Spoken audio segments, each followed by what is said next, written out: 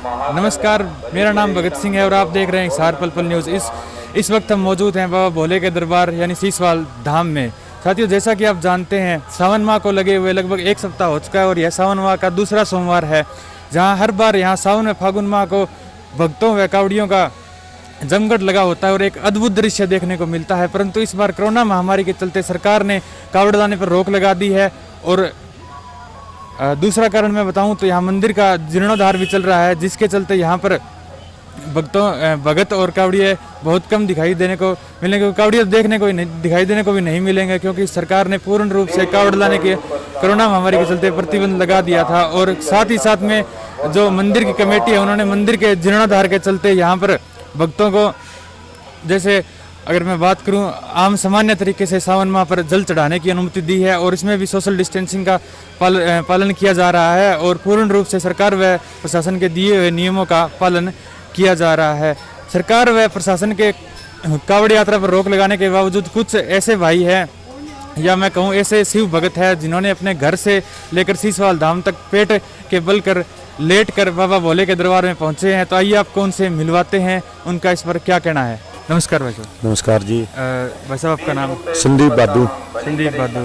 तो भाई साहब, आपको यह कैसे लगा कि जब सरकार ने कावड़ यात्रा पर रोक लगा दी तो आपने पेट के बल लेट कर भगवान शिव के दरबार तक पहुंचे, तो आपके दिमाग में कैसे आया ये विचार? ये इसी वजह से आया कि हम हर साल कावड़ लाने जाते हैं, तो लगभग 20-22 साल हो गए मेरे को डाक कावड़ लाते हुए। तो जिस दिन से हमें ये कोरोना की वजह से डाक कावड़ लाने नहीं गए, सर्दियों में हमें हर साल यहाँ हरिद्वार से लाते हैं और गर्मियों के अंदर गोमुख से लाते हैं। तो इस बार कहीं भी जाने की पाबंदी थी, कहीं भी नहीं जाने दे रहे थे, तो हमने ये सोचा भाई अपने इष्ट देवता को उस तरह ना तो इसी तरह खुश करे, यही कारण था। और भाई साहब, जैसे आप बता रहे हो भी आप गोमुख से हरिद्वार से कावड़ लाते हो, मतलब आपका एक गठन है, संगठन में बात करूँ जिसके, तो उसमें कितने आदमी हो आप? हमारे संघ के अंदर लगभग 20-25 आदमी हैं, जिसमें से आधे हरिद्वार जाते हैं, आधे गोमुख जाते हैं। तो इस बार हमारा पूरा संघ है जो गोमुख और हरिद्वार का, 2 संघ हैं, दोनों में से एक हरिद्वार जाता है, एक गोमुख। तो दोनों संघ की तरफ से मिलकर मैंने और अमित ने, दोनों ने हमने यहाँ ये यात्रा की थी भाई संघ की तरफ से। इसमें ना तो हमारी कोई पर्सनल मनोकामना थी, पूरे संघ की तरफ से हमने ये पेट पिलानी यात्रा यहाँ कंप्लीट की है। तो भाई साहब, अगर मैं बात करूँ, जैसे सरकार ने कोरोना महामारी के चलते कावड़ पे रोक लगा दी, तो आप यहाँ पेट के बल यहाँ पहुँचे हो, तो अन्य भगत है जो कावड़ नहीं ला सकते, उनको क्या संदेश देना चाहेंगे? उनको यही है कि अपने इष्ट देवता को अगर वहाँ नहीं जा सकते, भाई हर साल जाते हैं, इस बार कोई किसी कारणवश से ये महामारी आई है, इस वजह से नहीं जा पाए हैं, तो उनको अपने घर से, जैसे हम हमारे घर से चले हैं, उसी तरह उनको अपने घर से पेट पिलानियाँ चल के बाबा भोलेनाथ का दर्शन करने चाहिए। अपनी जो पीछे का गंगा जल पड़ा है, गंगा जल तो हर कावड़िए के पास मिलेगा, पुराना है, वो गंगा जल ले जा सकता है। अगर किसी कावड़िए को गंगा जल चाहिए तो मेरे से ले जा सकता है, गंगा जल मेरे पास बहुत है। पिछले साल का ना चाहिए, इस साल का चाहिए, तो सर्दियों में हम जो कावड़ लाए थे उसका पड़ा है। अगर उससे पिछले सावन का गंगा जल चाहिए तो गोमुख का लाया हुआ मेरे पास पड़ा है। हर कावड़िए के लिए, हर कोई भी बंदा अगर गंगा जल लेना चाहे तो वो भी मिलेगा। ठीक है, धन्यवाद। नमस्कार सर। नमस्कार सर। भाई साहब, कहाँ से शुरू की थी आपने? घर से की थी जी, संदीप बादू ने अपने घर से और मैंने अपने घर से। लगभग मतलब 10 किलोमीटर का फासला आपने पेट के बल लेट के पूरा किया। कितना समय लगा था इसमें? सर 2 रात लगी थी। 2 रात। तो कितने व्यक्ति? 2 ही व्यक्ति थे आप? हम 2 व्यक्ति थे, संगठन के वो व्यक्ति थे, वो हमारी सेवा कर रहे थे सर। सेवा कर रहे थे। जो बाकी भगत है जो कावड़ नहीं ला सकते, या जो सरकार के कावड़ पे रोक लगा दी है, उसकी वजह बाबा भोले के दरबार पे हरिद्वार गोमुख नहीं पहुंच सकते, तो उनको आप क्या संदेश देना चाहेंगे? ये संदेश है कि वो अपने घर से मंदिर तक जाए, ऐसे पेट पिलानियाँ और शुभ बाबा दर्शन करें। तो वैसा इसमें आपकी कोई पर्सनल मनोकामना थी, या वैसे ही अगर जैसे अगर कावड़ की रोक पे लगा दी? नहीं, कोई पर्सनल मनोकामना नहीं थी। ठीक है भाई साहब, धन्यवाद। ये भाई थे आदमपुर से है, जिन्होंने आदमपुर से सीसवाल धाम का 10 किलोमीटर का फासला है, अपने पेट के बल लेटकर पूरा किया था। तो आगे आपको मैं मंदिर का थोड़ा इतिहास और जीर्णोद्धार के बारे में बता दूं। मैंने पहले भी यहाँ पहुँचे थे और आपको बताया था, परंतु उस समय मुझसे कुछ शायद थोड़ी बहुत कमी रह गई थी, उसके लिए माफ़ी चाहूँगा। और थोड़ा मंदिर का भी, जैसे यहाँ पर हर बार सावन होता है, सावन में यहाँ पर भंडारा भी लगता है पहले दिन से लेकर और आखिरी तक, जब तक पूरा सावन का महीना चलता है। और यहाँ पर मंदिर में सजावट भी की जाती है, परंतु कोरोना महामारी के चलते इस बार यहाँ पर ना तो भंडारा लगाया गया है और ना ही सजावट की गई है। परंतु कमेटी है उन्होंने मंदिर के जीर्णोद्धार के चलते यहाँ पर आने वाले भक्तों को सोशल डिस्टेंस का और सरकार के नियमों का पालन करने का आदेश देते हुए यहाँ पर सिर्फ सामान्य रूप से ही जल चढ़ाने की अनुमति दी है। तो आइए आपको बताता हूँ मंदिर का थोड़ा जीर्णोद्धार के बारे में और इतिहास के बारे में। मंदिर का बताया जाता है कि यहाँ पर लगभग 4 फुट का शिवलिंग है और बताया जाता है कि हरियाणा में ऐसे शिवलिंग प्राकृतिक शिवलिंग और अद्भुत आपको देखने को बहुत कम मिलेगा। और बताया जाता है कि इस शिवलिंग की जितनी ऊपर ऊंचाई है उतनी ही अंदर भी है। और जो इस शिवलिंग पर लेख लिखे हैं उनको आप सिंधु अगर मैं बात करूँ नंगा आंखों से नहीं पढ़ सकते, क्योंकि वो बहुत ज़्यादा छोटे भी हैं और सूक्ष्म भी है। और इस मंदिर का जो जीर्णोद्धार है वो 22/1/2020 को इसकी नींव रखी गई थी। और मंदिर में जो पत्थर लगे हैं वह राजस्थान के भरतपुर से मंगाए गए हैं। अक्सर जो ये मंदिर में जो पत्थर लगे हैं ये संसद, लाल किले, बुलंद दरवाजा, अक्षरधाम और इस्कॉन अधिकांश मंदिर से पत्थर का प्रयोग किया में लगा हुआ है। और बताया जाता है कि इस पत्थर का जब भी बारिश आएगी इस पत्थर पर पानी गिरेगा तो ये निखर कर सामने आएगा। और आप देख सकते हैं किस प्रकार से मंदिर का जीर्णोद्धार चल रहा है। और मुख्य बात पहले भी मैंने बताई है कि इसमें बिल्कुल भी लोहे का प्रयोग नहीं किया जाएगा। और आप देख सकते हैं जैसे भगत है वो अपनी सोशल डिस्टेंसिंग का पालन करते हुए भगवान शिव के चरणों में अपनी हाजिरी दे रहे हैं और जल अभिषेक कर रहे हैं।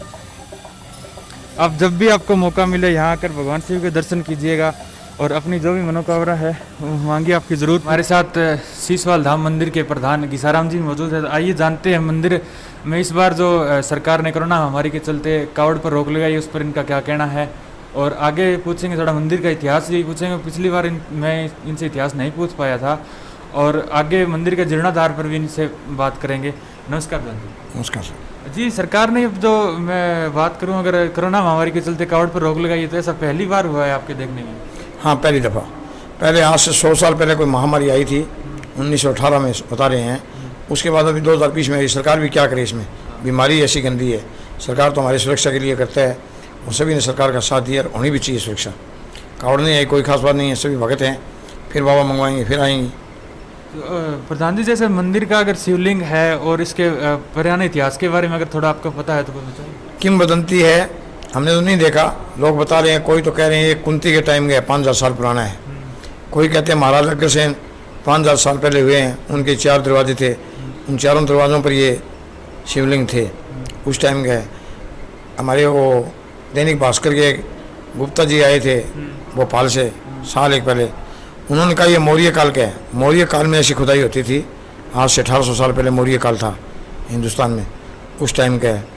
वैसे हमारे रिकॉर्ड के अनुसार 750 साल पुराना रिकॉर्ड तो हमारे प्राचीन का इतिहास इसमें लिखा हुआ है, जो हमारे मंदिर पे लिखा हुआ है साहब, इतिहास है सरकार के पास, उससे पहले का कोई है नहीं। तो वैसे लोगों की वदंती है कि ये फ्रांस का पेड़ है, यहाँ पर कोई गडरिए वो चला रहे थे भेड़ बकरी, उन्होंने कोई कुहाड़ी को अपने पन्ना करने के लिए रगड़ना चाहा तो वहाँ आकाशवाणी हुई, मैं स्वयं शिव भोलेनाथ हूँ, आप मेरी स्थापना करो। तो ये इसी कंकड़ के ऊपर जो है वो स्थापना की गई। अब यह कितनी साल पुरानी बातें ये भगवान स्वयं जानते हैं, भोलेनाथ। ठीक है, जैसे प्रधान जी बता रहे हैं कि इस मंदिर का जो इतिहास है उसको लेकर अलग अलग बातें सामने आ रही है। कभी तो अगर हम देखें इसके इतिहास को पढ़ते हैं तो बताया जाता है कई किताबों में जिस हिसाब से लिखा हुआ है, प्रधान जी बता रहे हमारे पास रिकॉर्ड है उसके अनुसार तो यहाँ पर भी बताया जाता है कि जो पुराने काल में जो खुदाई हुई थी उसके समय का है, क्योंकि उस समय भी ऐसी खुदाइयाँ होती थी और इस प्रकार की जो अगर मैं बात करूँ शिवलिंग मिलते थे या फिर मैं अन्य कोई जो बात करूँ वो मिलते थे। और साथ में ही प्रधान जी का कहना है कि जो यहाँ पर एक फ्रास का वृक्ष होता था उसके नीचे कुछ गडरिए थे, तो भेड़ बकरियाँ चरा रहे थे, उनको तो अपना जो भी अगर मैं बात करूँ हथियार है उसको तेज़ धार करने के लिए उन्होंने जब पत्थर पर घिसाई की तो भगवान शिव प्रकट हुए। और कहीं अगर बात करूँ नेट पे या सोशल मीडिया पे तो उसमें यह आता है कि यहाँ पर एक साधु हुआ करते थे जो कि यहाँ तपस्या किया करते थे, तो उनको एक बार सोपन में भगवान शिव दिखाई दिए या फिर जो शिवलिंग है वो दिखाई दिया। और बाद में फिर उन्होंने इसको लेकर जब गांव वालों को बताया तो गांव वालों ने इसमें खुदाई की, खुदाई करने के बाद में यहाँ पर शिवलिंग मिला, और शिवलिंग मिलने के बाद में जब यह सोचा गया कि इस मंदिर का निर्माण कैसे किया जाए, तो बाद में आकाशवाणी हुई कि मंदिर की जो निर्माण है उसके कार्य को लेकर चिंता ना की जाए, क्योंकि सामग्री है, इस शिवलिंग मिला है या जो फ्रास का वृक्ष है उसी के नीचे इस मंदिर की जो निर्माण कार्य की सामग्री है आपको मिलेगी। और ऐसा हुआ भी बताया जा रहा है, और ऐसा हुआ भी है। और जब जैसे जैसे खुदाई की जो मंदिर के निर्माण कार्य की सामग्री निकलती गई और मंदिर का जो निर्माण कार्य है वो निर्विघ्न चलता रहा। तो आइए आगे अब प्रधान जी से इस मंदिर के जीर्णोद्धार पर थोड़ी चर्चा करते हैं। प्रधान जी, मंदिर का जीर्णोद्धार है तो इसमें बताया जा रहा है कि जो इसमें प्रयोग किए गए पत्थर है वो राजस्थान के भरतपुर से लाए गए हैं, ठीक है? तो ऐसे पत्थर और कहाँ कहाँ लगे हुए हैं?